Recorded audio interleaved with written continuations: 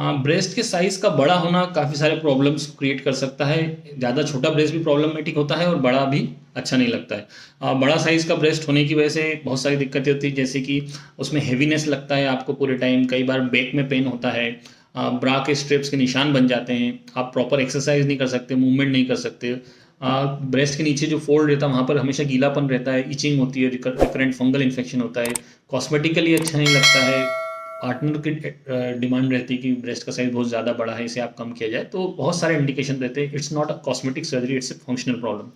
सो breast को reduction करने के लिए कोई मेडिसिन या फिर नॉन सर्जिकल तरीका नहीं हो सकता। आप वेट लॉस कीजिए, वेट लॉस करने से आप कम कर पाएंगे उसमें, लेकिन वेट जो अंदर का मटेरियल है स्किन के अंदर का वो कम हो जाएगा, स्किन कम नहीं होगी, तो लूजनेस आ जाएगी उसमें, लेकिन उससे कुछ कम हो सकता है। लेकिन कई लोग काफ़ी कुछ ट्राई करने के बाद भी वेट जो ब्रेस्ट का साइज़ है वो कम नहीं कर पाते, तो उसमें हम सर्जिकली उसको करेक्ट कर सकते हैं।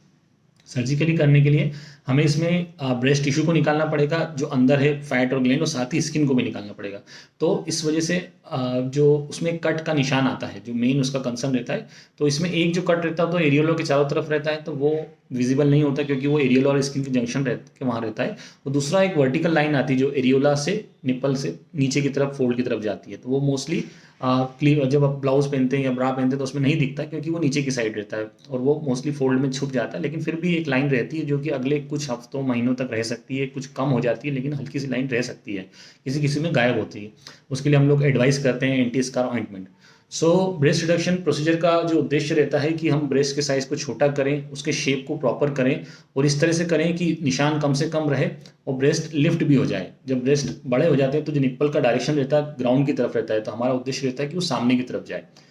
कई बार वज़न बढ़ने की वजह से होता है या प्रेगनेंसी के बाद होता है या कई बार बिना किसी कारण के भी होता है। तो ब्रेस्ट रिडक्शन जो प्रोसीजर रहता है उसके साथ साथ हम लोग ब्रेस्ट लिफ्ट भी करते हैं। कई बार ब्रेस्ट लिफ्ट अकेला भी किया जाता है, लेकिन ब्रेस्ट रिडक्शन के साथ ब्रेस्ट लिफ्ट बाय डिफ़ॉल्ट होता ही है। अब ये प्रोसीजर में हम लोग बेसिकली ये करते हैं कि जो लोअर पार्ट है और लेटरल पार्ट है ब्रेस्ट का उसको टारगेट करते हैं, उसको रिमूव करते हैं। तो आमतौर पे हम लोग 50-60% तक रिडक्शन कर देते हैं।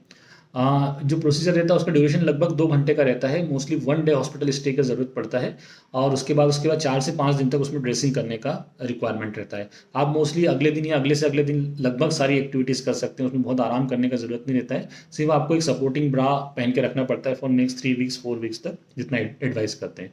जो सूचर्स रहते हैं मोस्टली सेल्फ डिजॉल्विंग रहते हैं, उसमें कुछ जगह हम लोग नॉन एब्जॉर्बेबल सूचर भी लगाते हैं, तो वो आपको अगर ऐसा है तो वो 12 दिन बाद या 15 दिन बाद काटना पड़ता है।